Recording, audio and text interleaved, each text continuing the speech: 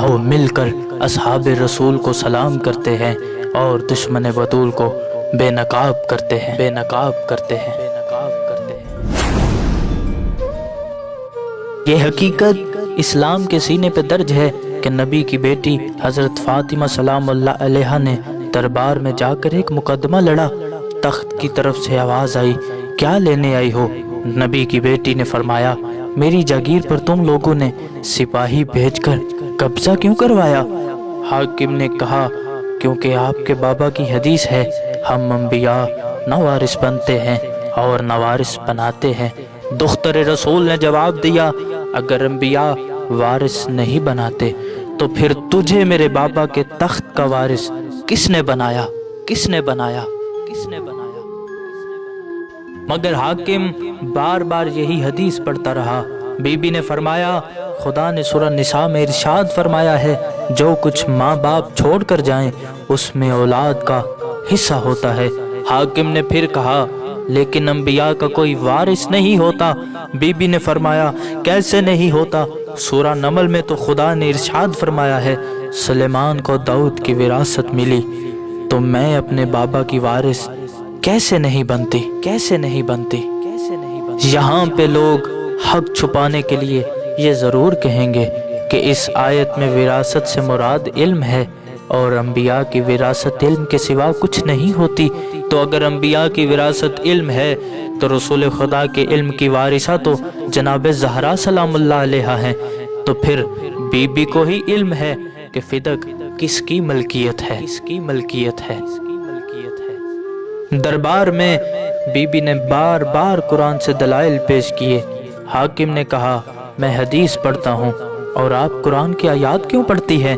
तो बीबी ने फरमाया, वो इसलिए, मेरे बाबा ने आखिरी वक़्त तुम लोगों से ये कहा था कि मुझे कागज़ कलम दो, मैं तुम लोगों को कुछ लिख देता हूँ, और उस वक़्त तुम लोगों ने कागज़ कलम ये कह कर ना दिया कि हमारे लिए तो कुरान काफ़ी है, इसलिए मैं कुरान से दलाइल पेश करके जा रही हूँ, जा रही हूँ, जा रही हूँ।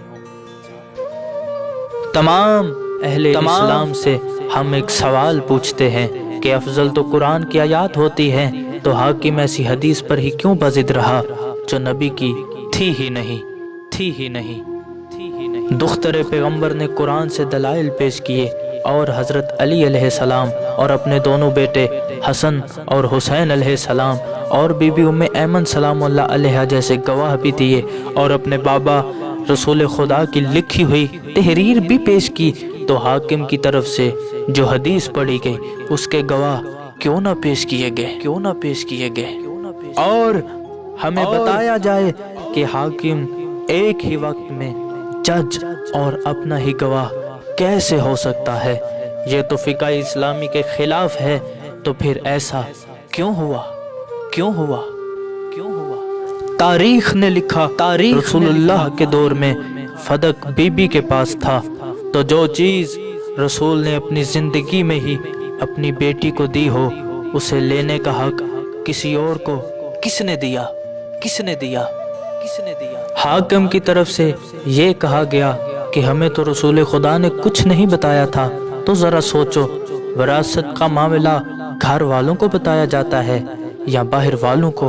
और अगर हकीकत में ही रसूल खुदा ने हाकिम को कुछ नहीं बताया था, तो ज़रा सोचो, जिसको रसूल इतनी सी बात ना बताएं, वो रसूल के तख्त का वारिस कैसे बन गया? कैसे बन गया? कैसे बन गया? बाद के हाकिमों ने फदक वापस किया, क्या इसका मतलब पहले के हाकिम गलत थे? फैसला किसका सही था, बाद वालों का या पहले वालों का, या पहले वालों का, या पहले वालों का? अक्सर लोग बाग़ फिदक खाने वालों को बचाने के लिए ये बात करते हैं कि रसूल खुदा तो जिंदा है और जो जिंदा हो उसकी मिरास नहीं होती।